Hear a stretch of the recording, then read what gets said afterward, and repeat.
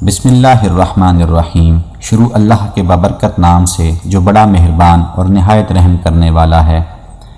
حضرت عمیر بن سعد رضی اللہ تعالی عنہ کا حضور صلی اللہ علیہ وآلہ وسلم سے محبت کا واقعہ۔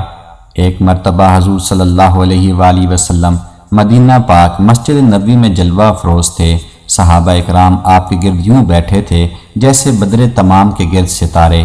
مسجد نبوی میں ہر طرف نور برس رہا تھا۔ آقا علیہ الصلاۃ والسلام واعظ و تلقین فرما رہے تھے۔ لوگ سنتے، اپنے من میں اتارتے، اپنی روحوں کو تازگی دے رہے تھے۔ کیا دیکھتے ہیں کہ ایک چھوٹا سا بچہ اپنے ننھے پاؤں سے چل کر مسجد نبوی میں پہنچتا ہے، جس نے ابھی مشکل سے بولنا سیکھا ہے۔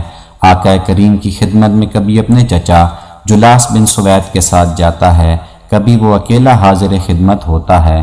ایک دن اس کا چچا دربار رسالت میں حاضر نہ ہوا، لیکن عمیر بن سعد حاضر ہوئے اور آپ کی بات سنی۔ آقا کریم نے آخرت اور قیامت کے بارے میں بیان کیا۔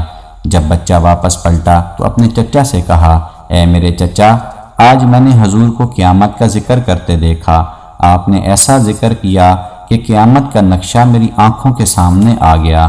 یہ بات چچا کو سنائی کیونکہ وہ آج موجود نہ تھا، اور بچے کی خواہش تھی کہ میں اپنے چچا کو حضور کی مجلس سے سنی ہوئی بات پہنچاؤں، کیونکہ آج وہ محروم رہ گیا۔ لیکن چچا بدبخت تھا، کہنے لگا، اللہ کی قسم، اگر محمد سچا ہے تو ہم گدھوں سے بھی گئے گزرے ہیں۔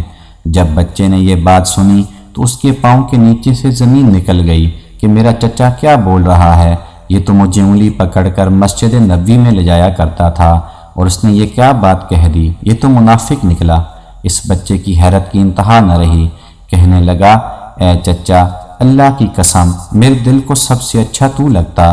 میں تجھ سے اس لیے پیار کرتا کہ تو مجھے حضور کی چوکھٹ پر لے جایا کرتا تھا، اور اب میری حالت یہ ہے کہ جتنا برا مجھے تو لگتا ہے اتنا برا کوئی نہیں لگ رہا۔ اے چچا، تو نے مجھے ایسے دوراہے پر کھڑا کر دیا ہے کہ میرے پاس دو ہی راستے ہیں، ایک تو یہ کہ میں اللہ اور اس کے رسول سے خیانت کروں اور جو تو نے کہا وہ رسول اللہ کو نہ بتاؤں، دوسرا راستہ یہ ہے کہ میں حضور کو جا کر سب کچھ سچ سچ بتا دوں، پھر جو ہو سو ہو۔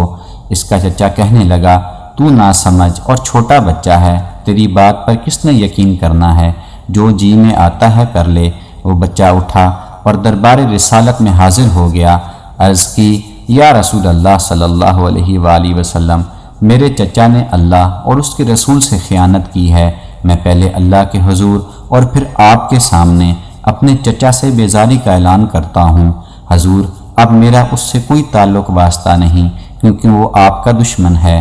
آپ نے فرمایا، بچے، اس نے کیا کہا ہے؟ حضرت عمیر بن سعد نے سارا واقعہ بیان کیا کہ حضور، میں نے آپ کی گفتگو سنی اور جا کر اسے بتائی تو اس نے کہا کہ اگر وہ سچے ہیں تو ہم گدھوں سے بھی گئے گزرے ہیں۔ حضور نے صحابہ کو بلایا اور فرمایا کہ یہ واقعہ پیش آیا ہے۔ مشورہ ہوا۔ صحابہ نے عرض کی، یا رسول اللہ، یہ بچہ چھوٹا اور کم عقل ہے، یہ تو اپنی بات بھی صحیح طرح نہیں سمجھا سکتا، اور جلاس بن سوید بڑی عمر کا عاقل شخص ہے، ہمارے ساتھ نمازوں میں شریک ہوتا ہے۔ آپ اس بچے کی پرواہ اور خبر کی تصدیق نہ کریں۔ جلاس بن سوید کو جب پتہ چلا تو اللہ کی قسمیں کھانے لگا کہ میں نے تو کوئی بات نہیں کی، ایک چھوٹے بچے نے ویسے ہی بات کر دی ہے۔ حضور نے اس بچے کی بات کو نظر انداز فرمایا۔ جب حضرت عمیر بن سعد نے دیکھا کہ میری بات حضور نے قبول نہیں فرمائی تو اپنی جھولی پھیلائی اور آسمان کی طرف دے کر کہنے لگا، اے اللہ، اگر میں جھوٹا ہوں تو مجھے جھوٹا کر دے، اور اگر میں سچا ہوں تو میری سچائی کا اعلان کر دے۔ بچے نے دعا کی۔ ابھی ہاتھ نیچے بھی نہیں کیے تھے کہ جبرائیل علیہ السلام وحی لے کر حاضر خدمت ہوئے اور سورۃ توبہ کی آیت نازل ہوئی، جس کا مفہوم ہے کہ یہ قسمیں کھاتے ہیں کہ ہم نے یہ بات نہیں کی۔ محبوب، انہوں نے اسلام لانے کے بعد، کلمہ پڑھنے کے بعد کلمہ کفر بولا ہے، تو اللہ کے محبوب نے ان کو اپنے پاس بلایا اور فرمایا کہ خوش آمدید بچے، جس کی ساتویں آسمان پر رب نے بھی گواہی دی ہے۔ پھر حضور نے اس بچے کے کان کو پکڑا اور فرمایا، بچے، تیرے کان نے ٹھیک ہی سنا تھا، اور تو وہ ہے جس کی گواہی اور تصدیق میرے رب نے فرمائی۔